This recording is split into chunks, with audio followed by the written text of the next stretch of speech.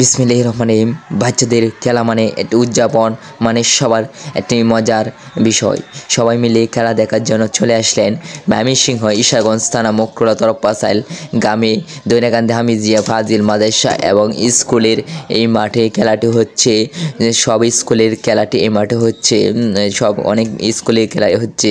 এখন শুরু হয়েছে দুবলি স্কুলের আর মন্নবিডি স্কুলের দুইটি খেলা শুরু হয়েছে। দুইটি দলের খেলাটি আজকে শুরু হয়েছে। সেই খেলায় অনেক ভালো খেলা হচ্ছে। দুনো দলে শক্তিশালী, অনেক শক্তিশালী, এবং একটি দল এগিয়ে আছে। ধুবলি দল 1 গোল দিয়ে এগিয়ে আছে। মন্নবিডা 0 গোল। দেখা যাক খেলাটি শেষ পর্যন্ত কে জিতে, কী অবস্থায় যায়, দেখুন সবাই।